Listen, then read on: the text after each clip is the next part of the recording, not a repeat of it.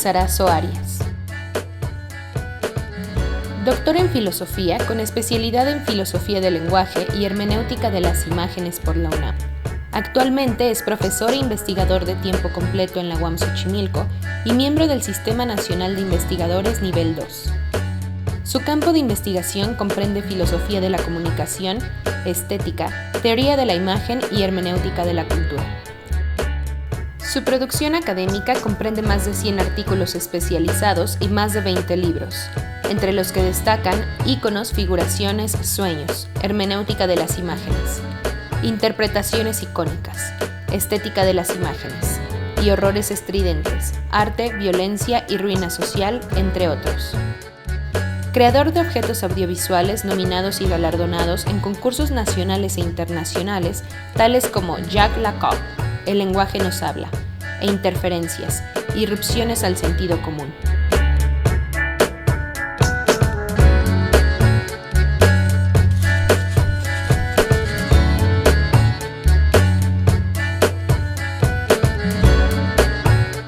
Bueno, creo que una manera de reconocer la contraparte de estas máquinas nihilistas, de estos sistemas de captura de lo visual, es dando cuenta de lo que quiero llamar las estéticas de retorno, que aparecen en distintos tipos de proyectos artísticos y de proyectos sociales realizados por distintos actores, en los que es posible advertir unas zonas de desmarcaje de esta captura y unas zonas particularmente de recuperación de lo negado, de recuperación de lo excluido. En un momento voy a clarificarlo. Esto aparece no solamente en el uso fotográfico, pero voy a tomar un corpus fotográfico. Quiero advertir que no responde solo a la fotografía, que se puede hallar también en el video, que se puede hallar también en la cinematografía, incluso en la pintura, en otra clase de campos o de toponomías semióticas de lo visual. Pero particularmente me interesa trabajar con un grupo de fotógrafos latinoamericanos que me parece han hecho un trabajo que daría cuenta, digamos, de esa contraparte. En particular, la manera en que estos fotógrafos y estos fotógrafos han dado cuenta de las relaciones entre cuerpo y fotografía, en particular las relaciones de cuerpo y fotografía en los cuerpos que sufren. Ese me parece que es el asunto central, ¿no? Y este tema del sufrimiento del cuerpo a través de la fotografía no es un tema nuevo, es un tema que se ha abordado desde distintos campos, no solamente de la estética, sino particularmente de la filosofía y de la antropología. Recuerdo vivamente la discusión feminista que viene desde Virginia Woolf, que luego es retomada, digamos, asíncronamente por Susan Sontag y finalmente por Judith Butler, particularmente por Judith Butler en ese texto que escribe sobre las fotografías de Abu Ghraib, la cárcel iraquí, y en el que, por ejemplo, Judith Butler da cuenta de cómo hay un sistema de encuadramiento fotográfico que no se refiere solamente al encuadramiento plástico, sino particularmente al encuadramiento político que subyace a la imagen fotográfica, y que en el caso, por ejemplo, de la guerra de Irak, ese encuadramiento fotográfico respondía a la perspectiva de la guerra que tenía el Departamento de Defensa norteamericano. Pero atrás del encuadramiento fotográfico, digamos, o de este sistema de encuadre, hay un conjunto de reglas mucho más vastas. Judith Butler las identificaba básicamente como reglas civilizatorias y de racialización, con las que se da cuenta a través del dispositivo fotográfico de quiénes son los otros, ¿verdad? Y fundamentalmente lo que plantea Judith Butler, es un asunto bastante interesante, es que las fotografías de Abu Ghraib tenían las mismas reglas subyacentes y la misma lógica de encuadre que las fotografías periodísticas que los grandes medios norteamericanos pusieron a circular en la guerra de Irak, ¿no? Es decir, eso que en Estados Unidos se llama el periodismo incorporado, ese periodismo que responde a la perspectiva del Estado. Ese periodismo incorporado ese es el apunte que me parece significativo en el trabajo de Judith Butler, aparece también en las fotografías de Abu Ghraib. Esas fotografías que, como sabemos, fueron tomadas por algunos de los custodios y que de alguna manera salieron de ese circuito de disfrute sádico en el que estaban inmersos todo este conjunto de custodios y custodias, y luego se filtró y circuló por el campo de la opinión pública. Un mismo enfoque, ese es el punto, yo diría una misma matriz, una misma mirada matriz, tanto en las fotografías sádicas de los custodios como en las fotografías de los periodistas que cubren la guerra de Irak. Una misma matriz de mirada, una misma forma de estructurar la mirada por el poder en unas condiciones de conflicto particular, ¿no? Y entonces ahí un poco una de las cosas a las que llega Judith Butler, que me parece muy significativa, es que estas fotografías de alguna manera, al poder colocar a una chica o a un chico que trabaja en una de estas compañías de custodia norteamericanas frente a una montaña de cuerpos iraquíes, y esta persona sonriendo al lado de los cuerpos como si fueran sacos de carne, lo que está haciendo es diferenciar entre cuerpos que tienen el estatuto de lo humano y cuerpos que están abajo del estatuto de lo humano. Están poniendo un margen entre los cuerpos que son objeto de compasión e incluso de llanto, y los cuerpos que no son objeto de compasión ni de llanto. Por eso, cuerpos llorables y cuerpos no llorables. La distinción entre cuerpos llorables y cuerpos no llorables es también la distinción entre cuerpos humanos y cuerpos inhumanos. Y entonces ahí el principio de la marca y el principio de racialización y de civilización opera también como un principio de humanización o deshumanización.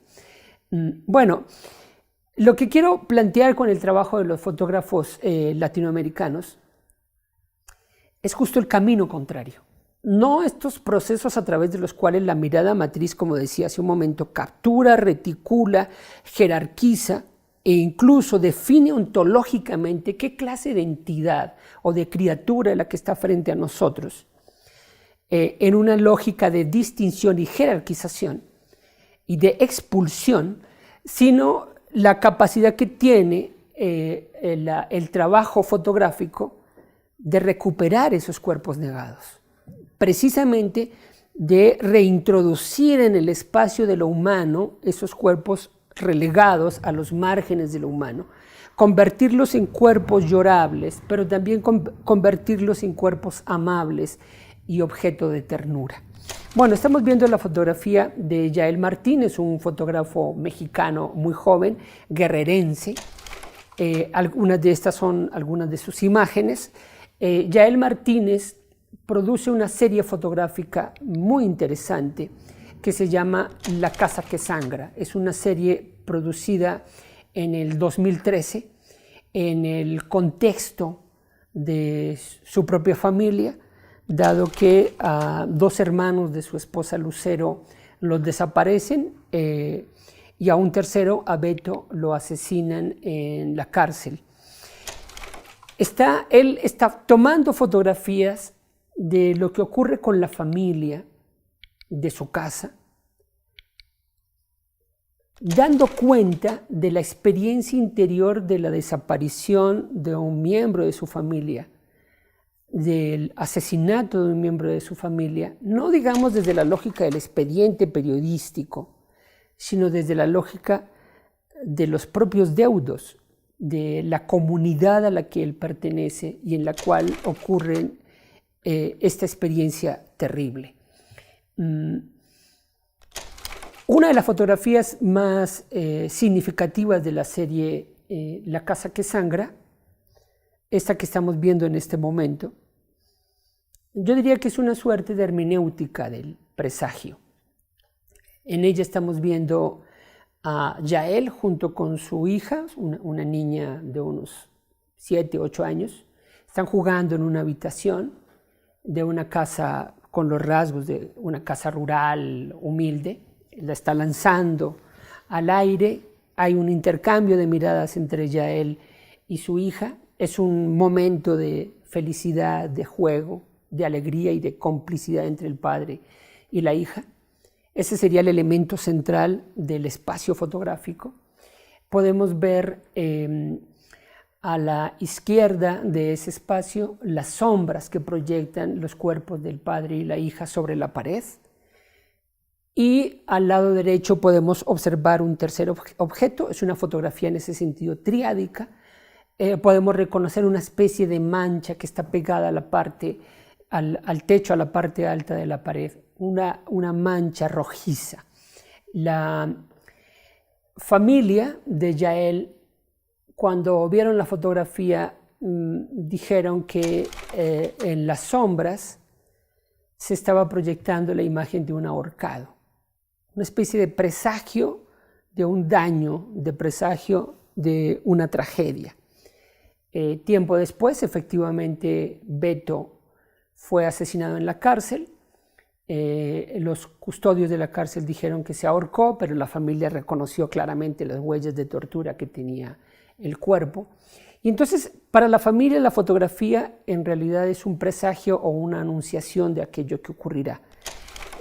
La mancha roja sobre la pared muestra el tercer elemento que produce la impresión de un cuerpo, de que un cuerpo sangrante pasó por ahí o estuvo instalado ahí. Son 3 miembros de la familia de Yael, los extirpados del grupo familiar, y la imagen misma produce esa impresión. Este presagio, además, es un presagio que tiene hondas implicaciones, porque Yael, después de tomar las fotografías de su propia familia, empezó a tomar fotografías de familias cercanas que estaban viviendo dramas parecidos en Guerrero. Y como todos sabemos, y esto ocurre en el municipio de Iguala, como todos sabemos, un año después, en el 2014, ocurre la desaparición de los 43 estudiantes de la Normal Superior de Ayotzinapa.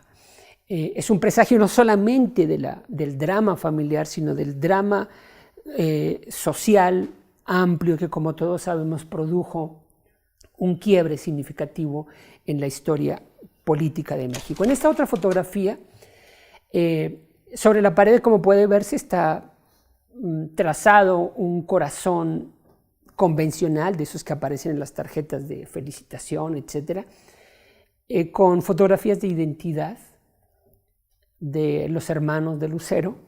Y hay una fotografía más grande que no es una fotografía de identidad, eso es una fotografía familiar. Quiero notar 2 cosas en esta fotografía de Yael.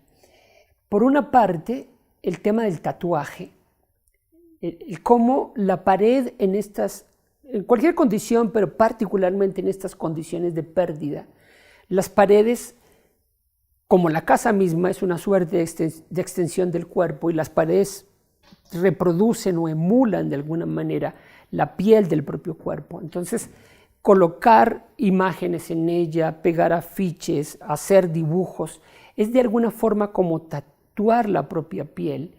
El nombre de la serie de Yael se llama La Casa que Sangra, lo que tiene una gran significación metafórica y metonímica, y en ese sentido la fotografía sobre la pared es como una especie de tatuaje sobre la piel de la propia familia. El otro elemento que me parece significativo es que casi todas son fotos de identificación, fotos de identidad, tomadas con los encuadres típicos de la fotografía de identificación, bajo los esquemas y las matrices de mirada de la fotografía de identificación, que sirven para un control de los cuerpos y para un control estadístico de los sujetos. Bueno, lo que está ocurriendo aquí es justamente ese proceso a través del cual el dispositivo fotográfico es puesto patas arriba, es decir, frente al dispositivo foucauldiano o al dispositivo de Agamben, o frente a los sistemas de encuadramiento de Judith Butler que plantean todos estos autores. La fotografía de Yael Martínez está mostrando cómo la propia familia toma esa fotografía de identificación, la recoloca, la resitúa, la coloca en un corazón convencional, y tanto la convencionalidad del corazón como la convencionalidad de las propias fotografías se resustancializan. Hay una dinámica que casi podríamos decir de transmutación ontológica de estas imágenes. Estas imágenes en ese momento dejan de ser institucionales, dejan de ser puramente poblacionales o responder a criterios de gestión poblacional y se convierten en imágenes que apropien la experiencia del dolor de la familia, la necesidad de conexión, de ternura y de amor con el miembro de la familia desaparecido. En ese sentido, no solamente es el fijar la ausencia sobre la pared, sino también establecer ese vínculo simbiótico que hay entre la familia y los miembros desaparecidos. Ahí aparece por primera vez, digamos, algo que quiero desarrollar un poco más adelante, y que es el tema de esa suerte de fuerza, de alteridad que aparece en la imagen, aquí realizada más que por Yael, por la propia familia de los deudos, ¿no? Otro elemento importante en esta serie de Yael Martínez son las sombras. Hay una multiplicidad de sombras que aparecen en la casa y que dan cuenta de esa particular condición de los cuerpos de los desaparecidos. El cuerpo del desaparecido siempre está en una inestabilidad. Es ausencia, pero también es presencia, porque sus marcas quedan en todos los espacios de la casa, como impregnando los objetos, impregnando las paredes, impregnando los suelos, los objetos que tuvo. Y en ese sentido, la sombra es una simbolización del desaparecido. No está, pero está.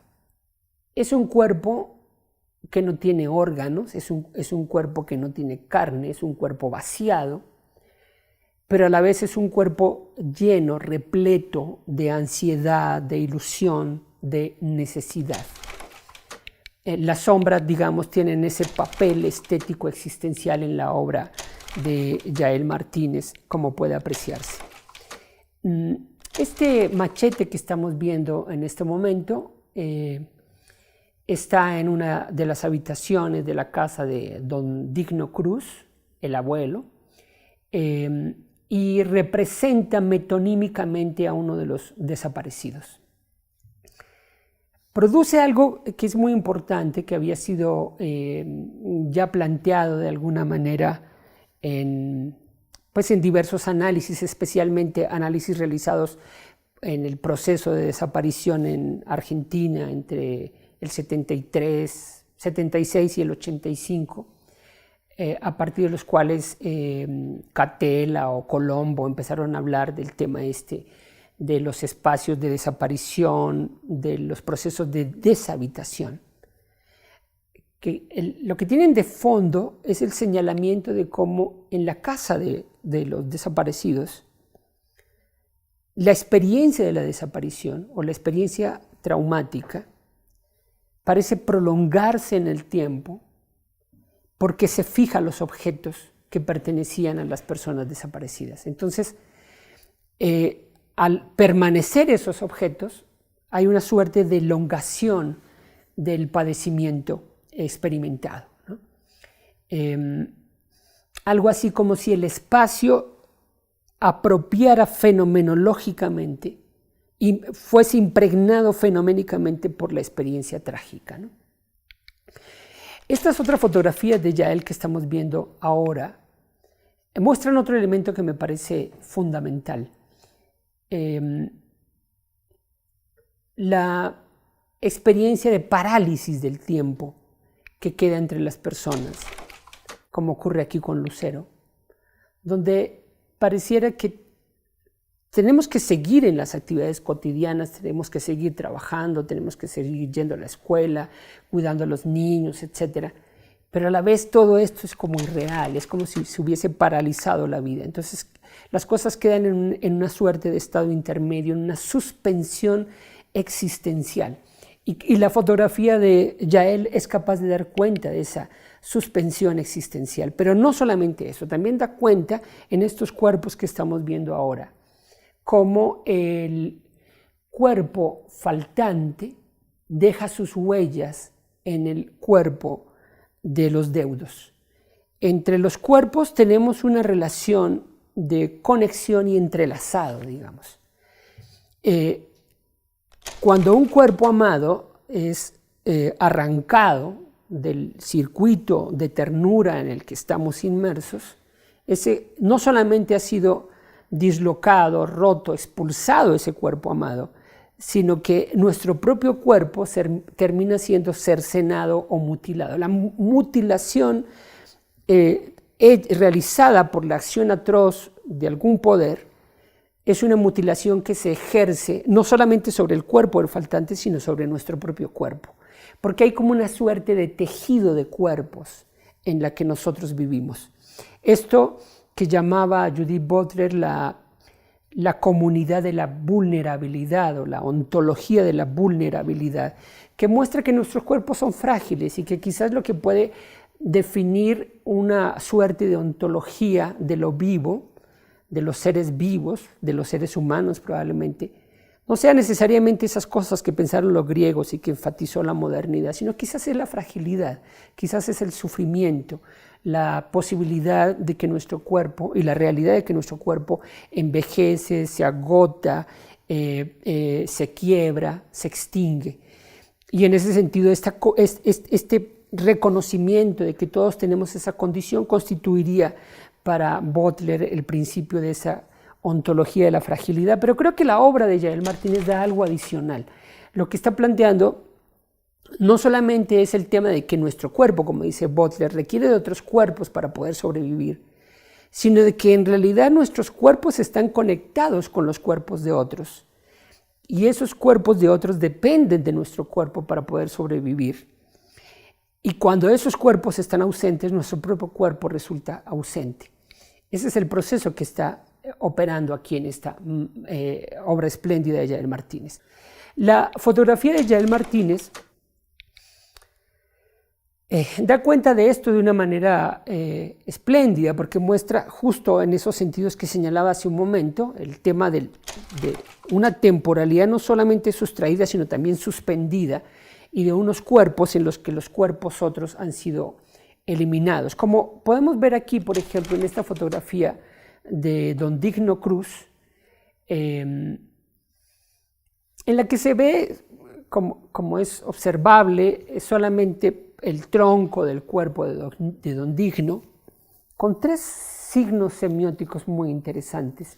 El signo de la pobreza, que puede verse, por ejemplo, en la camisa, en el grosor de la camisa, en el estilo de la camisa, en la manera que es llevada, pero particularmente en el cuerpo de Don Digno lleno de manchas, con la tierra en sus manos, en su mentón, de lo que emerge el segundo gran signo, el signo del trabajo rural, del trabajo campesino, ¿verdad? De esas duras jornadas de trabajo durante largas horas que dejan esas manchas y dejan esos trazos sobre la piel, sobre las uñas, sobre el cuerpo expuesto al sol durante mucho tiempo. Y un tercer signo muy bello,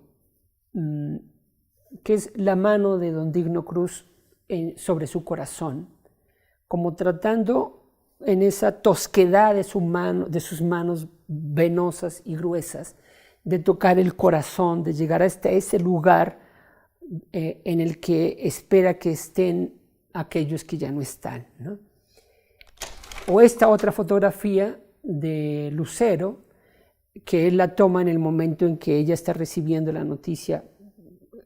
Creo saber que se trata de la noticia del asesinato de su hermano Beto. Ella se cubre uno de sus ojos con una mano, en la otra mano lleva el celular, está llorando, pero todos los elementos plásticos de la fotografía muestran ese momento de rompimiento de la vida que está experimentando Lucero.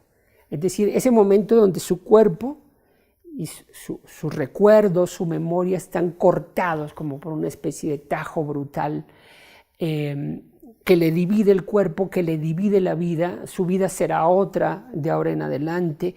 La relación de amistad, de cariño, las comidas familiares, el compartir, el cuidado de los hijos, todo eso ha sido arrancado de manera radical en este momento. Y entonces sobre el cuerpo de Lucero está cayendo en este instante todo el peso de ese Estado que declaró la guerra al narcotráfico y que produjo en buena medida esas terribles consecuencias sociales que a personas como ellos les ha llegado de la manera más brutal, ¿no? Todo eso está reunido en esta fotografía en la que da cuenta de ese colapso del tiempo. No solamente la sustracción del cuerpo en el sentido de adorno, sino sino el colapso del tiempo en su conjunto que se produce sobre una vida. Estamos viendo ahora a Gustavo Germano, un fotógrafo argentino que da cuenta de los procesos de desaparición en Argentina durante el proceso, tal como lo señalé hace un rato. Es una serie de fotografías que podríamos llamar dípticos, en los que aparecen, como en este caso, su propia familia, la familia de Gustavo. En la fotografía superior, él aparece de niño con sus hermanos, están reunidos 4 infantes, como entre 4 y 8 años de edad más o menos. Está Gustavo, Guillermo, Diego y Eduardo, y en la fotografía inferior los vemos al mismo grupo, ya más o menos a los 50 años de edad, en la década de los 50 más bien de su vida, y solamente están Gustavo, Guillermo y Diego, falta Eduardo. Lo que Gustavo Germano en esta serie que llama Ausencias, como en esta otra fotografía en la que hay un grupo familiar, el padre, la madre y la niña en una escena de alegría, una imagen claramente trinitaria, y en la segunda fotografía vemos solamente a la niña, ya no están los padres, y la chica tiene una expresión, digamos, de amargura.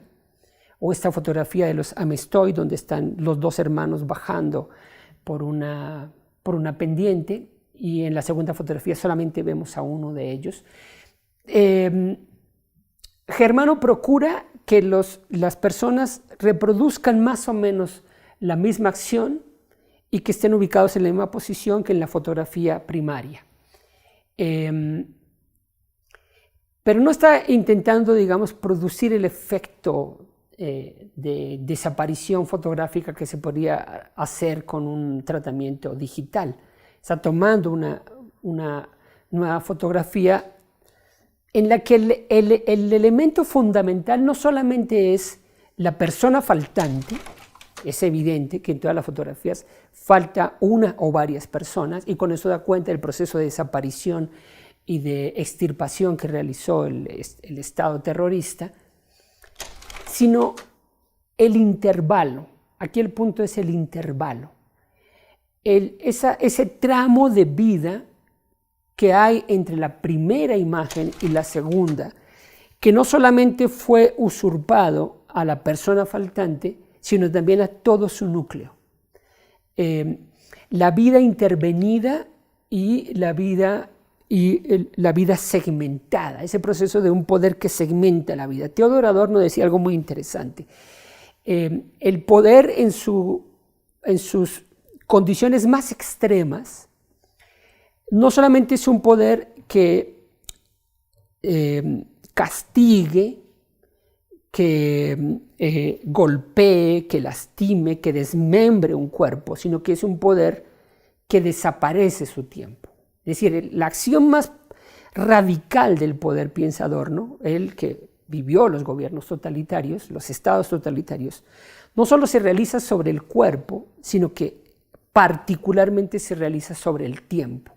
De tal manera que el tiempo de vida del otro sea sustraído totalmente, e incluso que su vida no sea recordada, que desaparezcan sus huellas sobre el mundo, digamos. Esta fotografía es de Jesús Abad Colorado, un fotoperiodista colombiano que desde el 92 siguió todo el proceso de la guerra en Colombia desde la perspectiva de las víctimas. Aquí vemos a un hombre que lleva una bandera blanca en un río. En el municipio de Bojayá, en el Chocó, de cara al Océano Pacífico en el 2002. Aquí vemos la imagen de Jesús Abad Colorado. En esta fotografía, quien está llevando la bandera blanca es Clirio, amigo de Aniceto Córdoba, a quien le asesinaron la esposa 3 días después de un conflicto entre paramilitares y las FARC que produjo una terrible tragedia en Bojayá. Un acto terrorista, las FARC lanzaron un cilindro bomba a la iglesia de Bojayá en una liturgia y murieron cerca de 100 personas en ese acto. Pero las refriegas entre paramilitares y las FARC duraron algunos días más. Luego llegó el ejército colombiano y contribuyó, digamos, a ampliar el conflicto. Y en ese contexto del conflicto muere Hubertina, la esposa de Aniceto.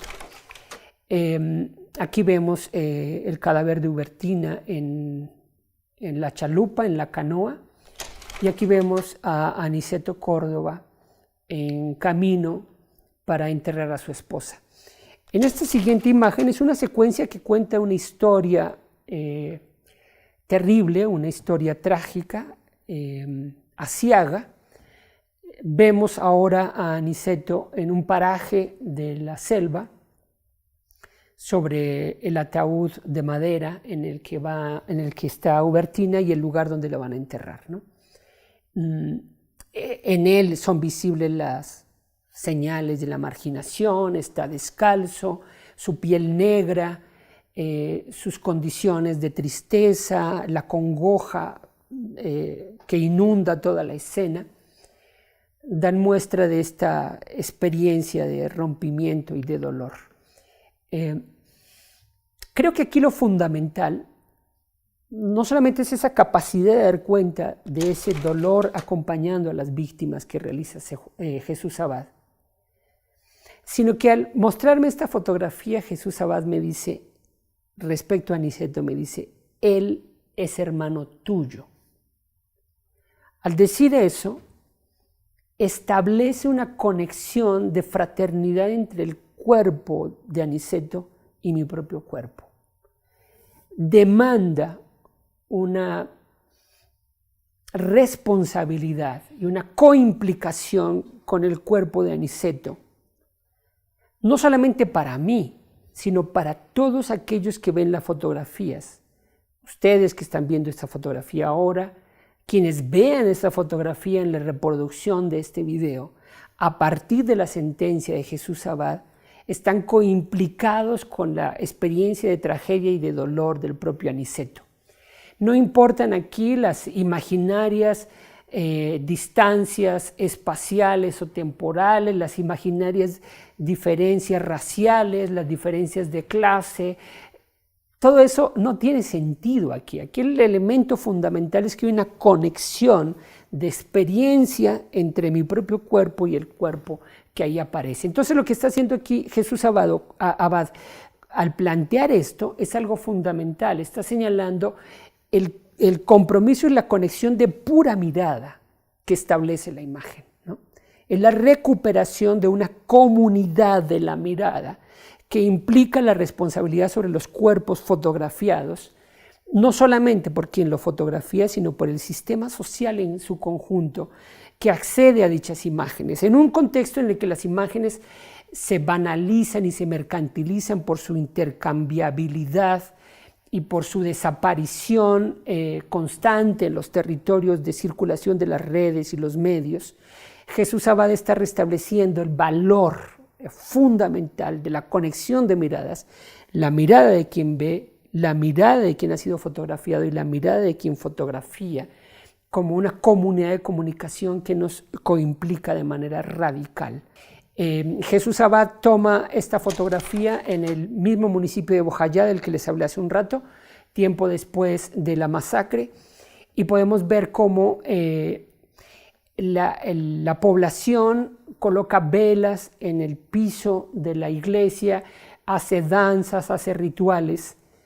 Un ritual nacido de la tragedia, nacido de la violencia, para perdonar el espacio. Ese es el concepto de la comunidad. para perdonar al espacio, lo que significa la posibilidad de que en ese espacio donde ocurrió algo cruel, esta ritualización permita retornar su valor comunitario y entonces pueda volver a pisarse, pueda volver a habitarse. Su deshabitación se vuelve habitación, ¿no? Aquí vemos en otra fotografía de Abad, en la última que voy a mostrar, de Abad, a Felicia. Ana Felicia es una mujer del municipio de Mampuján, cerca de los Montes de María, cerca del Golfo de Morrosquillo, que vivió, como todos los pobladores de su comunidad, un exilio obligado, porque es una zona era una zona utilizada por los paramilitares y por la guerrilla para pasar armas, secuestrados y drogas buscando el Golfo de Morrosquillo. Cerca de ahí, en una comunidad llamada Las Brisas, se produce una masacre y entonces los habitantes de Mampuján saben que los paramilitares vienen hacia donde ellos se encuentran, entonces tienen que salir huyendo y abandonan todo. 10 años después, que es lo que aparece en esta fotografía, Ana Felicia regresa a su casa, como se ve está en ruinas, quemaron el pueblo, etc. Y entonces ella, con el mantel y el florero que pudo sacar cuando huyó 10 años atrás, monta una mesa, coloca el mantel y busca flores y hojas alrededor, en la maleza que ya se ha producido, y la coloca ahí en el centro de su casa. Y le dice a Jesús Abad: como mi casa estaba destruida, la llené de flores. Jesús Abad entonces dice: Ana Felicia hizo de su casa destruida una obra de arte.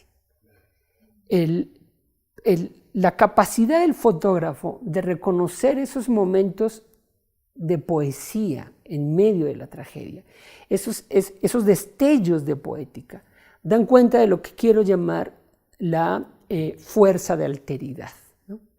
Frente a los dispositivos de captura de las máquinas de la nada de las que hablaba hace un rato, donde se trata de capturar y extraer hasta el fondo las energías de visualización para sacarles plusvalía, la fotografía de Jesús Abad es una especie de emanación. Es decir, frente a la captura fotográfica, los dispositivos nihilistas capturan fotografías. Las fotografías generadas a partir de la fuerza de alteridad, como las de Yael Martínez, como las de Erika Dietes o como esta de Jesús Abad, en realidad son emanaciones. Emanación significa, no es un concepto aquí de orden metafísico, es un concepto que da cuenta de una fotografía que las condiciones del contexto, la relación con el fotografiado, resultan obligadas, emergen, florecen, son imágenes que florecen. No es la actividad del usurpador o de quien captura imágenes para apropiarlas, meterlas en un medio o responder ansiosamente en una necesidad de circulación virtual hiperacelerada, sino que son imágenes que la situación, la relación con el otro generan. En esa medida hay una lógica distinta de producción de lo visible. Esta es una fotografía que pertenece a la serie de Erika Dietes, una artista y antropóloga colombiana, que en el 2011 realiza la serie Sudarios, es una serie muy interesante, en la que establece una relación con mujeres que han sido obligadas, que fueron obligadas a ver el asesinato de una persona amada cercana, su esposo, un hijo, un hermano, etc., ¿no? Y entonces ella, a través de un proceso de contención y un proceso de elaboración, les pide a estas mujeres que le cuenten su historia, que le cuenten su drama, y ella toma algunas fotografías del relato. En particular, nos aparece en la serie el momento cardinal, el momento nodal en que la mujer está contando el momento en que ha sido asesinada la persona amada. Esa memoria es como una especie de quiste espiritual, es una especie de tumor existencial que contamina toda la vida, que plaga la vida de dolor, ¿no? Entonces, las mujeres de alguna manera le plantean que son imágenes que ellas quieren sacar de su memoria, ¿no? Que quieren retirar de su recuerdo para poder seguir viviendo de alguna forma, ¿no? Entonces lo que hace Erika Dietes es en realidad un proceso de 3 pasos muy importante: la renarración que realizan en un contexto que les permite renarrarlo y que les permite reactivar, digamos, ese dolor, pero a la vez presentificarlo. Entonces es capturado por la cinta de grabación, pero luego es capturado por la fotografía. Y esa fotografía luego ella la imprime en unas sedas de gran tamaño que recuerdan las sedas que envuelven los cuerpos de las personas fallecidas, a las que les llaman sudarios. De tal manera que es un proceso como de extracción de esa memoria trágica y es pasada a una tela que se exhibe luego en algunas iglesias y en algunas catedrales, ¿no? Ese proceso de extracción y de resignificación que se produce por su resituación en espacios distintos lo realiza también con otra serie que llama Río Abajo, pero de otra manera. En Río Abajo lo que hace ella es que recorre municipios como Cocorná, El Peñón, etcétera, en el departamento de Antioquia, donde hubo procesos de atentados y de masacres producidas básicamente por paramilitares, pero también por la guerrilla y por el propio ejército colombiano. Entonces ella va recogiendo, teniendo relación con las distintas familias, y va recogiendo prendas de los desaparecidos o de los deudos que estas personas le entregan a ella para que realice la obra artística. Como podemos ver, el suéter, por ejemplo, que estamos viendo aquí, o el vestidito, o la camiseta, son lavados y luego fotografiados debajo del agua, produciendo una impresión cristalina, altamente cristalina de la imagen, porque luego son impresas sobre cristal, de tal manera que las imágenes parecen realizar un proceso de purificación. Ella las imprime sobre cristales y esos cristales los coloca en las parroquias cercanas a las comunidades afectadas. Y me cuenta Erika Dietes que se produce un fenómeno de lo más interesante. Ese fenómeno consiste en que llegan todas las personas, buscan la fotografía de su deudo, las ven a través de las velas o las colocan frente a algún foco de luz. Y luego empiezan a colocar velas en el piso y empiezan a realizar una oración comunitaria. Es un proceso, digamos, en el que el acto estético se transfigura, se transmuta en un acto sagrado que permite entonces recolocar la experiencia de la víctima, dignificar la desaparición de la víctima. Es un proceso de dignificación existencial y estético de la víctima. Interesante porque recorre el camino contrario a lo pensado por Walter Benjamin cuando hablaba de cómo en la estética moderna de alguna manera se da un giro y se rompe con las raíces religiosas de los objetos estéticos sagrados. Aquí pareciera que más bien se trata de recuperar la dimensión sagrada para hacer posible estos procesos de resignificación. Y ya quiero cerrar con estas fotografías de una serie de Lucila Quieto, una fotógrafa argentina que en el 2004 produce una serie interesantísima llamada Arqueología de la ausencia. En esta fotografía vemos a Lucila con su padre en una foto imposible. Está reunida ella con el padre que no pudo conocer porque fue desaparecido por el terrorismo de Estado. ¿Qué hace Lucila? Se proyecta la imagen de la fotografía de su padre sobre una pared y ella se coloca al lado de su padre y toman una nueva fotografía. Después invita a otras personas, como ella, que perdieron a sus padres, que fueron desaparecidos algunos de los miembros de su familia, y repite el mismo procedimiento, proyectar las imágenes sobre la pantalla. Entonces los deudos se acomodan ante esas imágenes como ellos deseen y producen entonces un reacomodo del tiempo. Generan la escena que el poder atroz les usurpó, reescriben el tiempo. Es un proceso de reescritura del tiempo. Hay una dinámica en la que la memoria, la experiencia del presente, la sensibilidad de la fotografía, la capacidad del aparato fotográfico dan las condiciones para que aquello que debió ocurrir, pero no ocurrió, encuentre un lugar en el presente y ocurra como debe ocurrir. Eso es lo que está ocurriendo en este proceso que realiza Lucila Quieto. Es literalmente el retorno del cuerpo desaparecido y su presentificación en una imagen inexistente pero necesaria, en una imagen de vida.